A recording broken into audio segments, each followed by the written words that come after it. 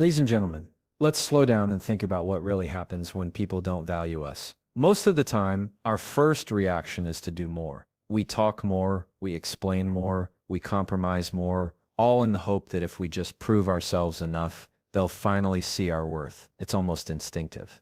Somewhere inside the mind whispers, if I work harder, if I show them how good I am, they'll respect me. And at first glance, that sounds noble. But if you look deeper, it's a trap, because the harder you chase someone's validation, the more power you hand over to them. You're essentially saying, I don't believe in my own value until you confirm it. Now think about the weight of that. When your sense of worth depends on someone else's recognition, you're no longer free. You're tethered to their opinions, their moods, their approval. Like a balloon tied to someone else's hand. They let go. You crash. They smile. You rise. They frown. You deflate. And that cycle is exhausting because it's not sustainable. People are unpredictable. People change. If your value rises and falls with their perception, you'll always be unstable.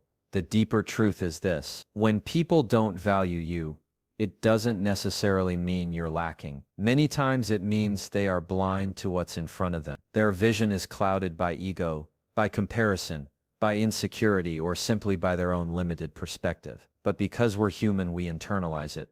We think if they don't see it, maybe it's not there. That's the illusion. And unless you break free from that illusion, you'll live your life proving yourself to people who were never meant to recognize you in the first place. Psychologists talk about something called external locus of control. When you believe your life is determined by outside forces, by what people think of you, by circumstances you can't control, that mindset breeds anxiety, dependency, and resentment. But when you shift to an internal locus of control, when you believe your worth and direction come from within, you stop being a hostage to other people's opinions. You begin to anchor yourself in something deeper, something unshakable. So what does this look like in practice? It means refusing to explain yourself endlessly to people who have already decided not to listen. It means not lowering your standards to earn a seat at someone else's table. It means catching yourself in the act of overgiving, over-explaining, and overcompensating, and reminding yourself,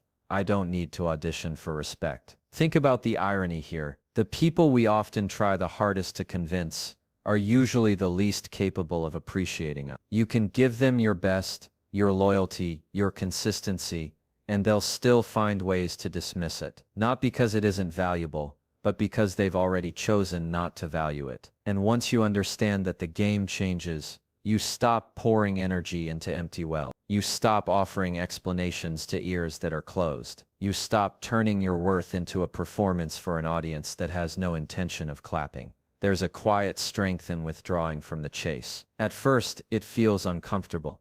You feel guilty for not explaining yourself, for not proving your point, for not bending over backward. But over time, you realize it's liberating. You realize the more you chase, the smaller you become in your own eye. But the moment you stop, the moment you hold steady and say, whether you see me or not, I know who I am, something shifts. That's when self-respect starts to grow roots. Philosophers have said for centuries that self-worth cannot be borrowed, it must be owned. The Stoics, for example, taught that if your peace depends on the approval of others, you will never be free. Freedom comes when you realize that dignity is an inside job. And once you grasp that, you see how much of life is wasted on people who were never supposed to define you. Let me tell you something powerful. When you stop chasing validation, you don't lose value. You reveal it. Because suddenly, people see someone who doesn't need their approval to stand tall. They see someone whose confidence doesn't rise and fall with applause. And that kind of presence, that kind of self-assurance, demands respect without ever asking for it. Ironically, the moment you stop begging for recognition is often the moment you start receiving it. But by then you no longer need it. So here's the shift. Instead of trying to change their perception, change your posture. Instead of asking, why don't they value me? Start asking, why am I still giving them the power to decide? That's where freedom begins. That's where your energy begins to flow back toward you. And that's where you begin to walk with the quiet confidence of someone who no longer auditions for their own worth. Remember this, your value is not a debate. It's not something to be proven or negotiated. It's something to be lived. When you stop chasing, you stop shrinking. When you stop explaining, you stop doubting. And when you stop begging for recognition, you finally start owning the truth that was there all along. You were valuable even when they couldn't see it. So the next time you feel that urge to prove yourself, to explain yourself, to chase after someone's approval, pause and remind yourself, you don't need their eyes to see your worth. You don't need their words to confirm your value. Because the moment you stop chasing validation, you start stepping into the power of someone who no longer needs it. And that is where your freedom begins. When you finally stop chasing the approval of people who don't value you, the natural question becomes, what now? Where do you place all that energy, that time, that emotional investment you were once pouring into the wrong places? Because the truth is that energy doesn't just disappear, it has to go somewhere. And this is where the second shift takes place. You begin to redirect that energy towards spaces, people, and opportunities that recognize your worth. Here's the reality. We live in a world full of tables. Some tables are crowded with noise, judgment, and competition, while others are built on trust, respect, and growth. Too many people spend their lives begging for a chair at the wrong table. They keep knocking on doors that were never meant to open, all while ignoring the doors that were quietly waiting for them to walk through. And the longer you stay in those spaces where you're undervalued, the more you start to believe that's all you deserve. But let's be honest, staying in places where your worth isn't seen as more than just unfulfilling.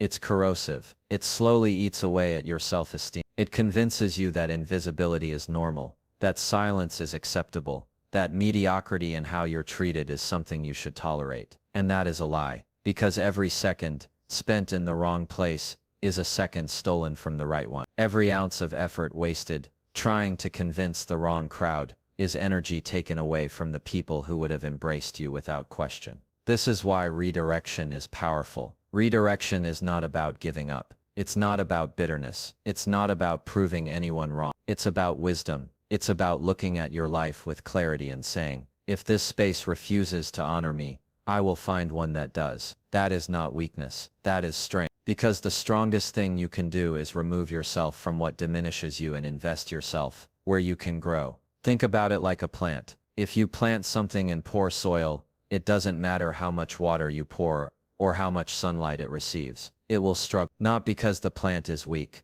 but because the soil is wrong. The same is true for us. You can bring loyalty, effort, kindness, intelligence, all the qualities that make you who you are. But if the environment is toxic, if the people are dismissive, if the atmosphere is not nurturing, you will wither. But when you place that same plant in rich soil, everything changes. Growth happens naturally. Value is no longer questioned. It is simply expressed. The challenge, of course, is that redirection requires courage. Walking away feels risky. It feels uncertain. The human brain craves familiarity, even if that familiarity is painful. That's why people stay in jobs that diminish them, relationships that neglect them, and friendships that drain them. They convince themselves it's safer to stay where they're not valued than to face the unknown of starting over. But here's the paradox. The unknown is not your enemy. It's your possibility. The moment you step away from scarcity, you create room for abundance. The moment you stop settling, you start inviting better. And let's take this deeper. Philosophically, when you accept being undervalued, you are telling life itself that you are content with less than your worth. And life has a way of mirroring back to you what you tolerate. But when you shift, when you say no more, life also responds.